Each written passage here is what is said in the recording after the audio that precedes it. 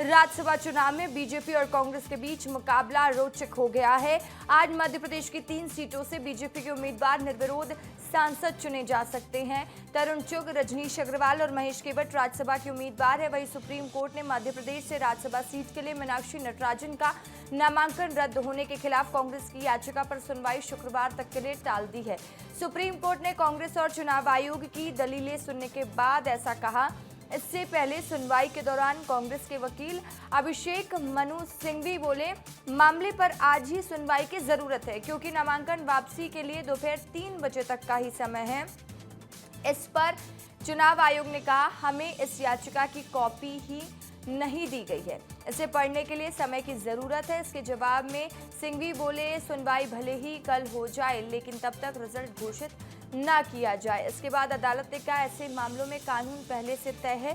कांग्रेस ने ये याचिका गुरुवार की रात 1:48 पर डिजिटल माध्यम से दायर की थी और इसमें आरोप लगाया गया है कि रिटर्निंग ऑफिसर ने गैर कानूनी, मनमाने और पक्षपातपूर्ण तरीके से फैसला किया, इसे रद्द किया। इस विवाद की जड़ 2022 में तेलंगाना से जुड़े मामले से है। एक महिला ने कांग्रेस नेता के शिवा कुमार रेड्डी पर छेड़छाड़, यौन उत्पीड़न और धमकी देने के आरोप लगाए थे। महिला का दावा था कि उसने इस संबंध में कांग्रेस नेतृत्व और तत्कालीन तेलंगाना प्रभारी मीनाक्षी नटराजन को भी शिकायत दी थी। इसी मामले को मीनाक्षी नटराजन ने छुपाया है। बीजेपी ने इसी पर आपत्ति दर्ज कराई थी। रिटर्निंग ऑफिसर ने मीनाक्षी नटराजन से जवाब मांगा। कांग्रेस उम्मीदवार के जवाब से संतुष्ट नहीं होने पर नामांकन खारिज हुआ है। मीनाक्षी नटराजन केस में कब क्या हुआ, चलिए आपको वो बताती हूँ। 4 जून 2026 मीनाक्षी नटराजन के नाम का ऐलान हुआ। 8 जून 2026 मीनाक्षी नटराजन ने नामांकन भरा। 9 जून 2026 मीनाक्षी नटराजन का नामांकन रद्द हुआ। 10 जून 2026 दिल्ली में इलेक्शन कमीशन से कांग्रेस की शिकायत। 10 जून 2026 भोपाल में कांग्रेस का सामूहिक उपवास। 11 जून 2026 सुप्रीम कोर्ट से नटराजन को नहीं मिली राहत। सुप्रीम कोर्ट में सुनवाई टलने पर नेता प्रतिपक्ष उमंग सिंगार ने कहा, कांग्रेस को आज सुप्रीम कोर्ट जाना पड़ा। चुनाव आयुक्त चाहते तो कल इस बारे में निर्णय दे सकते थे। खारिज करना या स्वीकार करना ये विशेष अधिकार चुनाव आयोग को है।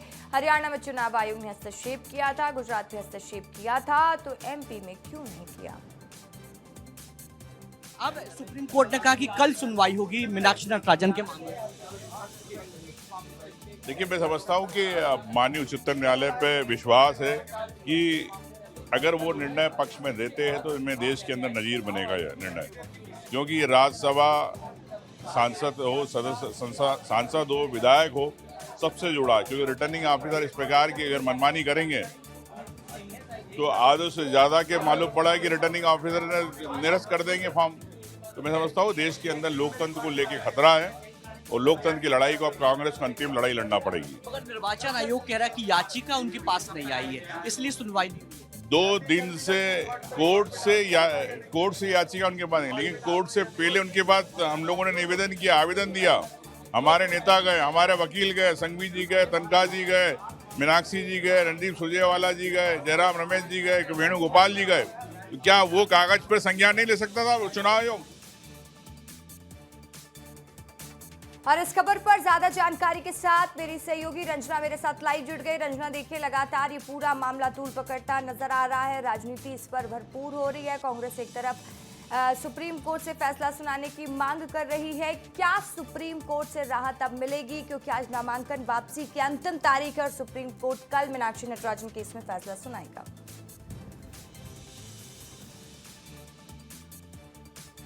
देखिए रसिका, फैसला कल आएगा क्योंकि सुनवाई कल तक टाल दी गई है। सुप्रीम कोर्ट में जो याचिका दायर हुई थी, कांग्रेस के तमाम नेताओं ने जो याचिका दायर की थी, लेकिन सबसे बड़ी बात यह कि राज्यसभा चुनाव में नाम वापसी को लेकर आज अंतिम दिन 3 बजे तक का वक्त निर्धारित क्या क्या है और 3 बजे के बाद जो ये पूरी तरह से तस्वीर साफ हो जाएगी कि जो राज्यसभा से 3 खाली सीटों पर जो 3 प्रत्याशी राज्यसभा में पहुंच रहे हैं वो बीजेपी के ही तीनों प्रत्याशी हैं, जिसमें रजनीश अग्रवाल, तरुण चुग और महेश महेश केवट हैं, क्योंकि अगर आज फैसला आ जाता नामांकन वापसी से के जो समय तय किया गया 3 बजे उससे पहले तो शायद ये सारी चीज़ें हैं, इसकी तस्वीर थोड़ी सी बदल सकती थी। अगर सुनवाई होती, उस पर फैसला आता या फिर नामांकन की बहाली हो जाती तो शायद तस्वीर कुछ बदल जाती, स्थितियाँ थोड़ी सी बदल जाती। लेकिन फिलहाल सुनवाई कल तक टाल दी गई है और ऐसे में आज जो तीनों राज्यसभा के प्रत्याशी हैं इनको सर्टिफिकेट दे दिया जाएगा और फिर ये सर्टिफिकेट मिलने के बाद से ये तीनों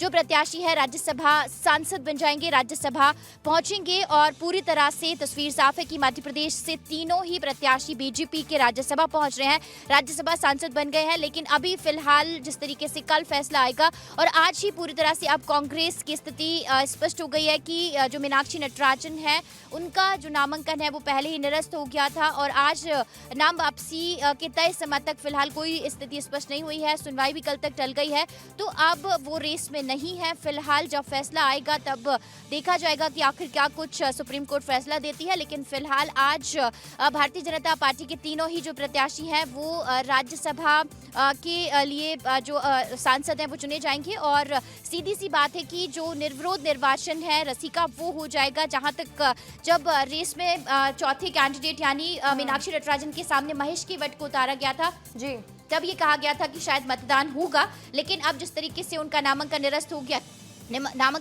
गया उसके बाद अब ये तीनों प्रत्याशी आपका तमाम जानकारी के लिए।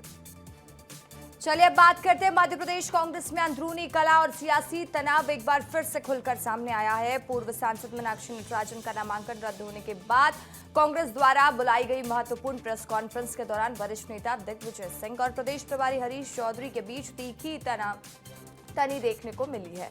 अब इस पूरी घटना का वीडियो सामने आया है जिसने प्रदेश की सियासत में भूचाल ला दिया है। प्रेस कॉन्फ्रेंस के दौरान दिग्विजय सिंह ने पार्टी के वरिष्ठ नेता जेपी धनोपिया को कुछ बोलने के लिए कहा और दिग्विजय सिंह की इस बात पर बीच में टोकते हुए प्रदेश प्रभारी हरीश चौधरी ने उन्हें दो टूक लहजे में कहा, हम कर लेंगे। प्रभारी की इस बात पर दिग्विजय सिंह असहज हो गए और उन्होंने भरे मंच पर हाथ जोड़कर हरीश चौधरी को जवाब दिया।